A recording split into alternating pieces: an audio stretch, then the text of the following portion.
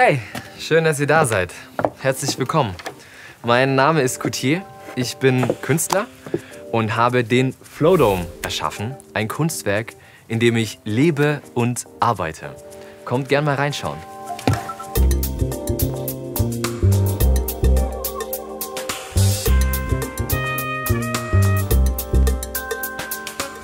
Ich habe noch nie was gebaut vorher und jetzt habe ich mich an Lehm gewagt. Lehm und Kalk und Holz.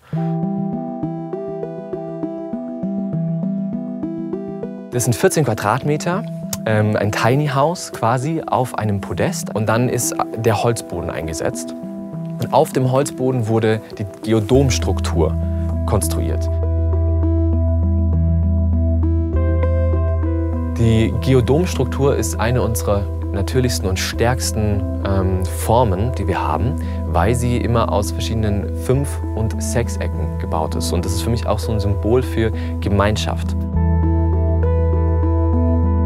Ich bin Künstler, Philosoph, Musiker, Filmemacher und deswegen war es für mich voll relevant, dass ich eben auch meinem Wesen entsprechenden Raum mir gestalte. Und das ist dabei rausgekommen.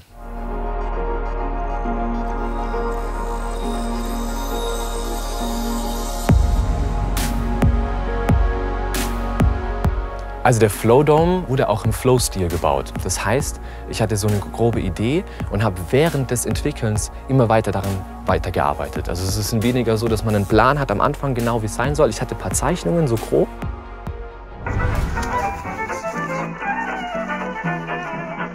Ich habe den Flowdome eigentlich hauptsächlich in der Nacht gebaut, weil ich echt eine Faszination für die Nacht habe. Ich liebe die Nacht. Da bin ich so bei mir, da ist alles so ruhig, die ganze Welt.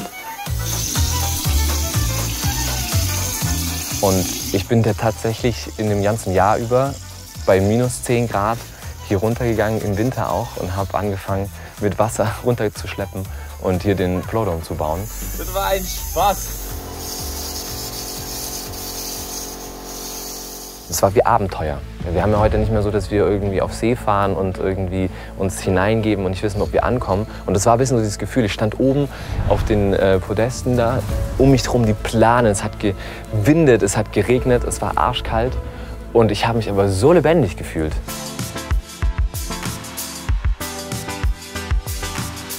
Lehm hat einfach unglaublich viele Fähigkeiten, weil er diffusionsoffen ist, weil er quasi nach außen hin nicht abschließt. Das heißt, ich habe ähnliche Luftfeuchte drinnen wie draußen und das ist wunderschön, weil auch die Luftqualität dadurch einfach immer gut ist.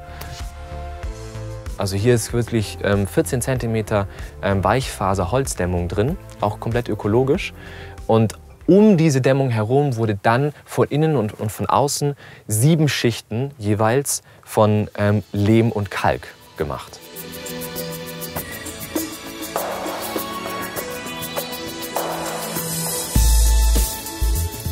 Lehm ist ja eigentlich einfach Mutter Erde.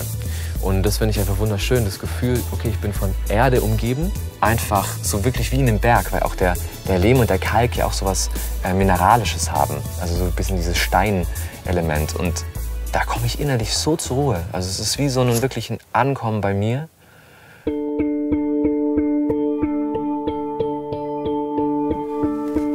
Für das Flowdome-Kunstwerk habe ich quasi unterschiedliche Räume in diesem runden Gesamtraum gestaltet. Das heißt, hier fängt es an mit der Türe Richtung Osten, ja, wo die Sonne aufgeht. Das ist so ein bisschen nach dem Medizinrat gestaltet, als altes indigenes Wissen. Das quasi hier gehe ich raus in die Welt, hier ist der Morgenaufbruch. Dann geht es hier rüber in den Süden, wo dann der Mittag ist. Hier ist mein Essen, hier ist aber auch die Musik, die Inspiration.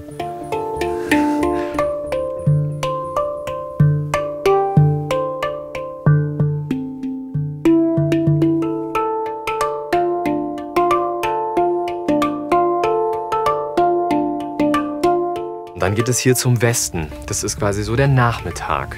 irgendwie steht auch für das Gefühl der Angst und des Magiers, ja, der irgendwie aus dem Nichts heraus schöpft, der Künstler, der irgendwie eine Idee hat und die dann quasi in die Welt bringt. Wie der Flowdome eine Idee war, die dann irgendwie als Skulptur Realität geworden ist.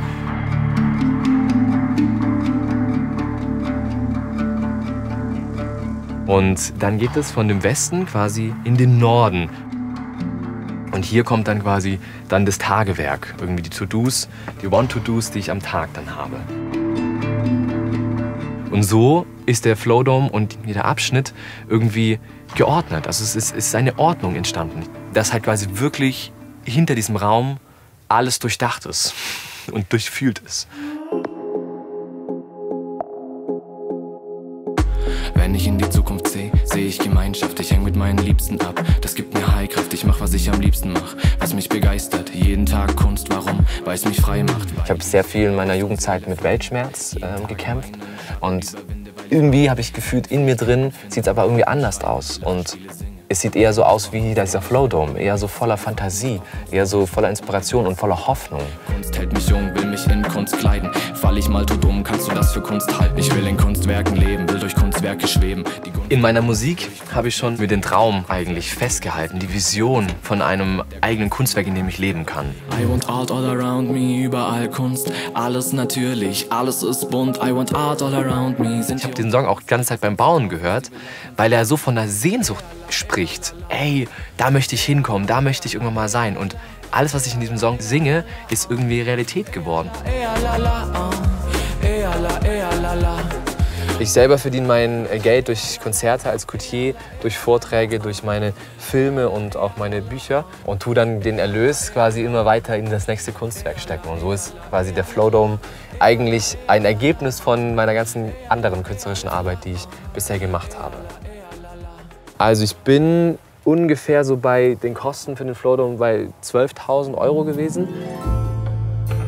Ich habe mir für alle Bauabschnitte irgendwelche Experten geholt. Zum Beispiel hatte ich einen Zimmermann, der mir geholfen hat bei den Fenstern und bei der Türe. Dann hatte ich einen Menschen, der gut mit irgendwie Rundhölzern mir geholfen hat, bei dem Bett mitzubauen, von dem ich dann lernen konnte. Mit einem anderen habe ich den Schrank gebaut. Und ich habe einfach quasi mir Leute eingeladen, die mir helfen. Also ich habe viel Support bekommen von verschiedenen Menschen, die einfach mir auch Sachen geschenkt haben. Das heißt, das meiste ist tatsächlich recycelt.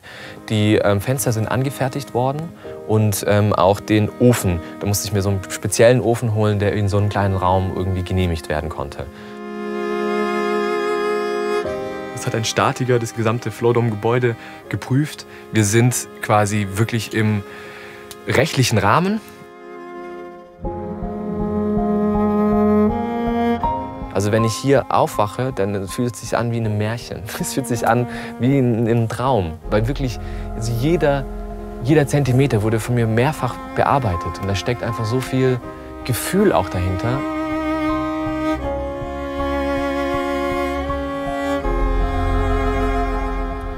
Ja, jetzt habt ihr ein bisschen mein Inneres gesehen. Mein Atelier, den Flowdome. Jetzt nehme ich euch mit in den Campus, wo auch die anderen Räumlichkeiten sind. Meine Dusche, meine Toilette, die Küche, das Flowzimmer, wo ich mit den anderen immer studiere.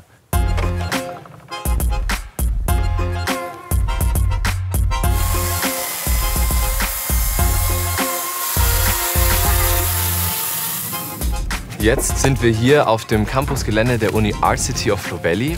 Hier studiere ich mit 12 anderen jungen Menschen den Bildungsbrief. Und da kann jeder seinen Forschungsfragen nachgehen. Ich forsche zur Architektur mit dem Flowdome und zu Musik und zu Filmen. Andere zu Handwerk, zu Spiele erfinden oder zu Social Media. Okay, und jetzt schauen wir uns die Küche an. Da ist der liebe Michi. Das ist mein Projektpartner, mit dem wir die Uni Art City of Flow Valley aufgebaut haben. Und was wird hier gezaubert gerade? Wir haben Risotto mit Pilzen von Leuten aus unserer Community.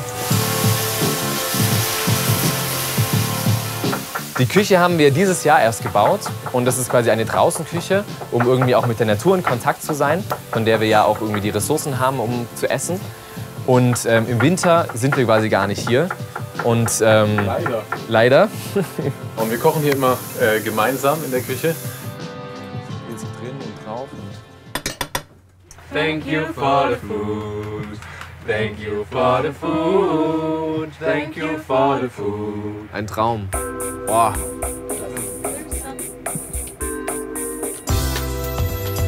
Jetzt zeige ich euch unser Gemeinschaftsbad.